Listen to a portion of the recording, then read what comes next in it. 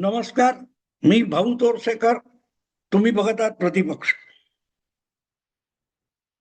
मित्रांनो, काहीच घरात नसलं तरीही बिचारी घरातली गृहिणी जी असते ती ताजी भाजी नसेल तर कुठलं तरी कडधान्य भिजवून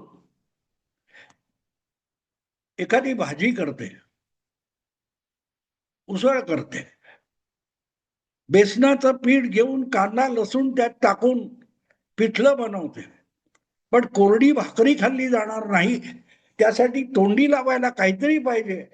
म्हणून ताजी भाजी नसेल तर असं काहीतरी बनवण्याची किमया ती गृहिणी करत असते. आणि पत्रकारितेमध्ये अशा प्रकारे जुगाड करण्याला पर्याय नसतो. अनेकदा अशी गोष्ट असते की बातम्याच नसतात, काही घडतच नाही. आणि काही घडलं नसलं तर बाबा आज काही महत्वाचं घडलं नाही म्हणून आम्ही पेपर काढला नाही, आज वृत्तवाहिनी आमची बंद राहील असं सांगता येत नाही. आणि म्हणूनच अनेकदा पत्रकार हे आपल्या कल्पना विलासामध्ये रममाण होऊन काही काल्पनिक बातम्या घडवतात, बिघडवतात. त्याला नॅरेटिव्ह म्हणतात. म्हणजे असं झालं तर तसं होईल आणि तसं झालं तर असं होईल आणि आत्याबाईला मिशा फुटतील मग तिला आम्ही काका म्हणायला लागू, अशा स्वरूपाच्या बातम्या रंगवल्या जातात. त्याला नॅरेटिव्ह म्हटलं जातं आजकालच्या भाषेमध्ये. पूर्वी त्याला टेबल न्यूज म्हणायचे. म्हणजे बाहेरकडून रिपोर्टरकडून काही येणं शक्य नाहीये. तर टेबलवर बसल्या बसल्या वर्तमानपत्राच्या कार्यालयातले जे संपादक उपसंपादक असायचे ते आपल्या डोक्यातून काहीतरी बातमी काढायची आणि रंगवायची आणि ती वाचनीय करायची, ही गोष्ट वेगळी, पण ती घटना नसायची. आजकाल तर माध्यमांचं इतकं पेव फुटलेलं आहे, इतक्या वाहिन्या, इतकी वर्तमानपत्र, इतकी पोर्टल आणि इतके युट्यूब चॅनेल झालेले की प्रत्येकाने वेगवेगळ्या बातम्या हुडकायच्या तरी कुठून. त्यामुळे मग एकच घडलेली गोष्ट असते, तिचे कसे हजारो पैलू आहेत हे प्रत्येक जण आपापल्या पद्धतीने रंगवण्याचा आणि दाखवण्याचा प्रयत्न करतो. आणि मग ज्यांना काहीच सापडत नाही आणि काहीच कळत नाही अशा लोकांना मग आपल्या मनगणंत कपोल कल्पित गोष्टी वास्तव म्हणून, बातम्या म्हणून खपवाव्या लागतात. आणि अशा मग कपोल कल्पित गोष्टी ज्या असतात या राजकारणात घुसवणं सोपं जातं. हा बघा, राज ठाकरे एकनाथ शिंदेच्या घरी गेले, एकनाथ शिंदेनी त्यांची भेट झाली, झालं, ठाकरे ब्रँड फुटला, ठाकरे बंधू वेगळे झाले, सुरू त्याच्यावरून. अशा ज्या गोष्टी असतात त्यातून अलीकडे एक नवा नॅरेटिव्ह पुढे आलाय. तो नॅरेटिव्ह असा आहे की आता 28 जानेवारीला जो भीषण अपघात झाला आणि ज्यामध्ये उपमुख्यमंत्री असलेल्या अजितदादा पवारांचं भीषण दुर्दैवी निधन झालं, त्यानंतर पश्चिम महाराष्ट्रामध्ये प्रामुख्याने मराठा राजकारणामध्ये अजितदादांचा जो स्पेस होता, अजितदादांचा जो दबदबा होता, तो बळकावण्याच्या प्रयत्नाला एकनाथ शिंदे लागलेले आहेत असा एक नवा शोध हल्ली हळूहळू करत पुढे येतोय. अजितदादा हे मराठ्यांचे नेते कधीपासून झाले? अजितदादा हे खरोखरच मराठ्यांचे इतके प्रचंड नेते असतील तर मग लोकसभेमध्ये त्यांना अगदी बारामती हा आपल्या पत्नीला मतदारसंघ जिंकून का देता आला नाही? त्यांच्या पक्षाचा लोकसभेत एकमेव खासदार आला, तो सुद्धा रायगड मधला तटकरे, ज्याला मराठा प्राबल्याचा मतदारसंघ मानला जात नाही, तो एकमेव खासदार आहे. मग अजितदादा हे मराठ्यांचे अनभिषिक्त नेते आहेत हा शोध कुठून लागला? कारण लोकसभा निवडणुकीच्या जे निकाल लागले, जे मतदान झालं, जी आकडेवारी आली, त्यानंतर मग आज सुद्धा तुम्ही बघाल तर शरद पवार हेच मराठ्यांचे अनभिषिक्त नेते आहेत. आणि त्यांच्या समोर अजितदादांची डाळ कशी शिजली नाही हे सांगण्याची स्पर्धा लागलेली होती. आणि मला सुद्धा अजितदादांच्या राजकारणाला भवितव्य आहे असं मला सुद्धा बिलकुल वाटलं नव्हतं. मी प्रामाणिकपणे कबूल करीन, उलट अजितदादांचा पक्ष हळूहळू करत नामशेष होईल अशी चुकीची भविष्यवाणी सुद्धा मी केली होती. मी ती चूक कबूल करतो आणि त्याचं कारण होतं, अजितदादा हे आपल्या काकांपासून वेगळे होण्यापर्यंत कधी स्वतंत्र आणि स्वयंभू नेता नव्हते. पण काही कारणामुळे, भाजपच्या पाठिंब्यामुळे, सत्तेच्या आकांक्षेमुळे त्यांनी आपल्या काकांची फारकत घेतली आणि ते सरळ भाजपच्या गोटात किंवा महायुतीच्या गोटात सहभागी झाले. पण त्याला मतदारांचा प्रतिसाद मिळाला नाही असाही त्या निकालावरून निष्कर्ष काढला गेला होता. पण ती सगळी गोष्ट लोकसभा निवडणुकीतला दणका बसल्यानंतर भाजपने ओळखली, अभ्यासली आणि सगळं राजकारण उलट सुलट फिरवून टाकलं. यशाचा मार्ग खडतर असतो, सोपा नसतो हे सत्य स्वीकारून भाजप आणि भाजपचे जितके समर्थक आहेत किंवा भाजप समर्थक असलेली RSS ची संघटना आहे, हे कंबर कसून कामाला लागले आणि लोकसभेतल्या अपयशाचा कलंक धुण्यासाठी त्यांनी स्वतःला सगळं समर्पित करून घेतलं आणि नुसतं भाजपला पुन्हा एकदा महाराष्ट्रातला सर्वात मोठा पक्ष बनवणं इतकं छोटं उद्दिष्ट ठेवलेलं नव्हतं.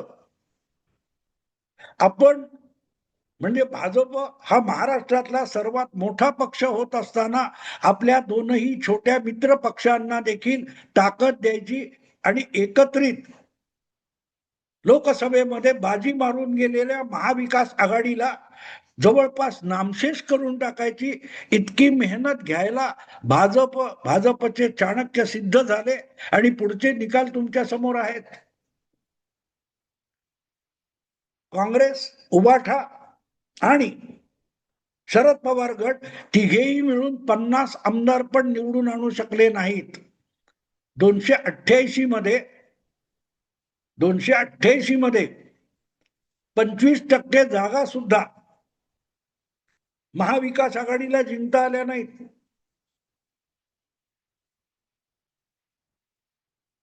एका लोकसभेच्या जागा विधानसभेच्या 6 असतात आणि 48 पैकी 25% म्हणजे 12 आणि 72 आमदार सुद्धा महाविकास आघाडीला निवडून आणता आले नाहीत. हे मी एवढ्यासाठी सांगतोय की ज्या प्रकारे विधानसभेचे निकाल आले त्यामध्ये अजितदादा सावरले गेले. ती सगळी मराठा मतं अजितदादांच्या मागे आली असं बिलकुल नाही, किंवा शरद पवारांना मराठ्यांनी परागंदा करून टाकलं, मराठ्यांच्या राजकारणात आता शरद पवार नकोत असं विधानसभेच्या निकालांनी कधीही सांगितलं नाही. पण अजितदादा जिथे दुबळे ठरतील तिथे भाजपने आपली ताकद कामाला लावलेली होती. शिंदे हे उद्धव ठाकरे यांच्या समोर दुबळे ठरू नयेत याची काळजी भाजपने घेतली होती. थोडक्यात भाजपला महाराष्ट्रातला सर्वात मोठा पक्ष म्हणून निवडून आणताना आपल्या दोनही मित्र पक्षांना सशक्त बनवायचं की ते त्यांचे जे फुटीर गट आहेत त्यांची ताकद क्षीण झाली पाहिजे अशा प्रकारे राजकारण खेळलं गेलं. आणि आज सुद्धा जोपर्यंत उद्धव ठाकरे, शरद पवार कार्यरत आहेत किंवा काँग्रेसची पाळंमुळं महाराष्ट्राच्या कानाकोपऱ्यात रुजलेली आहेत, तोपर्यंत अजितदादा गट किंवा एकनाथ शिंदे हे दुबळे होऊन चालणार नाही. ते दुबळे झाले तर परत एकदा उबाठा आणि शरद पवार गटाला उभारी मिळेल, काँग्रेसला नवी ताकद मिळेल. हाच लोकसभा निवडणुकीच्या निकालाचा धडा आहे. तो धडा शिकण्या इतकी क्षमता भाजपमध्ये आहे आणि म्हणूनच विधानसभा निवडणुकीमध्ये अजितदादांना मोजक्या जागा दिल्या तरी त्यांच्या 41 जागा भाजपच्या मदतीमुळे निवडून आल्या, ना की एकट्या अजितदादांमुळे आल्या. एकनाथ शिंदेच्या सुद्धा 57 जागा निवडून आल्या, ज्या अखंड शिवसेनेच्या 56 पेक्षाही एक जास्त होती. उद्धव ठाकरे 127 जागा लढवून युतीमध्ये 56 आमदार निवडून आणू शकले होते. एकनाथ शिंदेनी 90 पेक्षा कमी जागा लढवल्या, पण 57 जागा निवडून आणल्या. याला भाजपच्या मैत्रीची किंमत किंवा फायदा म्हणतात. आणि अशा वेळेला हे तीन पक्ष एकमेकांमध्ये लठ्ठालठ्ठी करतील आणि काँग्रेस किंवा उबाठा आणि शरद पवार गटाला नवी संजीवनी देतील, ही कुठच्या तरी विकृत डोक्यातून निघालेली नापीक कल्पना आहे. आणि म्हणूनच सध्या एक नॅरेटिव्ह पुढे केला जातोय की अजितदादांच्या आकस्मिक निधनामुळे जी राजकीय पोकळी महाराष्ट्रात निर्माण झाली आहे आणि प्रामुख्याने मराठा जनमानसामध्ये निर्माण झाली आहे, ती जागा व्यापण्यासाठी एकनाथ शिंदे पुढे सरसावलेत. इथे एक गोष्ट विसरतात की अजितदादा असो, शरद पवार असो किंवा काँग्रेस काही अंशी असो, हे तीनही पक्ष हे महाराष्ट्रात एका जातीच्या राजकारणापेक्षा सरकारी अनुदानावर चालणाऱ्या विविध सहकारी संस्था, सार्वजनिक संस्था यांच्या बळावर उभे राहिलेले पक्ष आहेत. आणि त्या सार्वजनिक अनुदानाच्या जागी घाव घातला गेला तर हे पक्ष कोसळून पडतात, हे विसरू नका. महाराष्ट्रातल्या सहकार क्षेत्रावर राज्य सरकार किंवा केंद्र सरकारने जो घाव घातलेला आहे, त्यामुळे शरद पवार असोत किंवा काँग्रेस पक्ष असोत, महाराष्ट्रात दुबळे होऊन गेले. तितकी शिवसेना दुबळी झाली नाही. आणि एकनाथ शिंदे हे जरी जातीने जन्माने मराठा असले तरी ते सहकार आणि सार्वजनिक क्षेत्रातल्या संस्थांमधून राजकारणात आलेले नाहीत. मुंबईमध्ये बाळासाहेब ठाकरे आणि शिवसेनेच्या राजकीय मुशीमध्ये घडलेलं नेतृत्व म्हणजे एकनाथ शिंदे.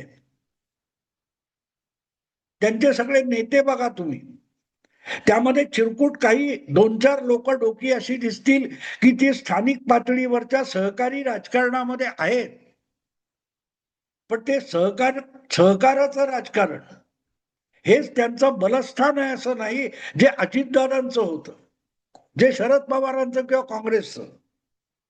आणि त्यामुळे एकनाथ शिंदे मराठा जन्माने आहेत, म्हणूनच ते महाराष्ट्रातल्या मराठा राजकारणात अजितदादांचं जे वर्चस्व होतं ते गिळंकृत करतील, ही म्हणून नापीक डोक्यातली विकृत कल्पना मी म्हणतो. केवळ मराठा जातीने किंवा जन्माने आहे तर मग नारायण राणे हे सुद्धा महाराष्ट्रामध्ये शरद पवार किंवा काँग्रेसच्या राजकारणाला पर्याय बनू शकले असते, शिवसेनेत असताना किंवा भाजपत गेल्यानंतर सुद्धा, पण होऊ शकलं नाही. कारण या काँग्रेस आणि राष्ट्रवादीचं बलस्थान जे आहे ते अनुदानावर चालणाऱ्या सहकारी आणि सार्वजनिक संस्थांमध्ये सामावलेलं आहे. ती पूर्वीच्या काळात सांगायचे ना, तो कोणतरी अकराळ विकळा राक्षस, तो माणसं पण खातो, डोंगर पण खातो, पण त्याचा जीव कुठच्या तरी पिंजऱ्यातल्या पोपटामध्ये किंवा महिनेमध्ये आहे. त्या पक्षाची मान मुरगळली की हा अगडबंब राक्षस, अकराळ विकराळ राक्षस तडफडायला लागतो. ही आपण गोष्ट ऐकली आहे ना. महाराष्ट्रातल्या काँग्रेस किंवा राष्ट्रवादी नावाच्या राजकीय राक्षसाचा जीव असाच अनुदान आणि सहकार सार्वजनिक संस्थांमध्ये गुंतलेला आहे, त्या पिंजऱ्यात अडकलेला आहे. त्या पिंजऱ्यातल्या पक्षाचा जीव म्हणजे सरकारी अनुदान असतं, सरकारी सबसिडी असते. त्या सबसिडीची मान पिरगळली की राष्ट्रवादी आणि काँग्रेस पक्ष कासावीस होऊन जातात, घुसमटतात. जीव आत्ता जातो की मग जातो. तेव्हा अजितदादा आणि एकनाथ शिंदे यांची तुलना होऊ शकत नाही. दोघांच्या राजकारणाची आणि राजकीय पद्धतीची, कार्यशैलीची तुलना होऊ शकत नाही. एकनाथ शिंदे भले सातारमध्ये त्यांचं दरे गाव वगैरे असेल, पण तिथल्या राजकारणामध्ये एकनाथ शिंदेना सत्तेच्या बळावर घुसता येतं. संस्थात्मक राजकारणातून एकनाथ शिंदे घुसू शकत नाहीत. आणि ही गडबड लक्षात घेतली पाहिजे. आणि आज घडीला जोपर्यंत उद्धव ठाकरे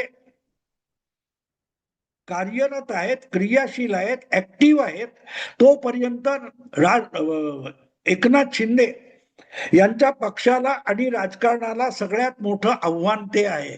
भारतीय जनता पक्ष हे आव्हान नाहीये. आणि जितकं उद्धव ठाकरे हे एकनाथ शिंदेना आव्हान आहे, तितकंच एकनाथ शिंदे दुबळे होणं म्हणजे उद्धव ठाकरेंना नवसंजीवनी मिळणे होतं. आणि म्हणूनच हिंदुत्वाच्या राजकारणामध्ये भाजपला उद्धव ठाकरे पुन्हा एकदा सशक्त आणि सबळ होणं अनावश्यक वाटतं. आणि म्हणून भाजप कधीही एकनाथ शिंदे नामोहरम होतील, एखाद्या नगरपालिका, एखाद्या महापालिका किंवा एखाद्या जिल्हा परिषदेच्या राजकारणावर राज्यातल्या राजकारणाची दिशा ठरत नसते. पायाला कुठे जखम झाली म्हणून माणूस लोळा बांगळा होऊन पडला असं होत नाही, होत नाही. हाताला, पायाला, डोक्याला कुठेही बारीक सारीक जखम झाली म्हणजे अख्खा देह निष्प्राण झाला असं होत नसतं. तसंच स्थानिक पातळीवर मित्र पक्षांमध्ये जे काय वादविवाद होतात, स्थानिक नेतृत्वामध्ये हडवैर वगैरे असतं, ते राज्याच्या राजकारणावर कुठलाही विपरीत परिणाम करत नाही. आणि म्हणून अजितदादा आकस्मिकरित्या मृत्युमुखी पडलेले असले तरी त्यांच्या पत्नीने पक्षाची जबाबदारी उचललेली आहे. आणि अजितदादा खच्ची होणं म्हणजेच महायुतीचा कारभार डळमळीत होण्याची सुरुवात असू शकते. म्हणून जिथे जिथे सुनेत्रा वहिनी अशक्त वाटतील, दुबळ्या वाटतील, तिथे त्याथे त्यांना बळ देणं हे भारतीय जनता पक्ष आणि एकनाथ शिंदे संयुक्तरित्या करणार आहेत. संयुक्तरित्या करणार आहेत. कारण त्यांच्या समोर जे महाविकास आघाडी म्हणून 3 पक्षांचं कडवोळं उभं आहे, त्याला नव्याने संजीवनी मिळता कामा नये, हे महायुतीतल्या 3ही पक्षांचं पहिलं उद्दिष्ट आहे.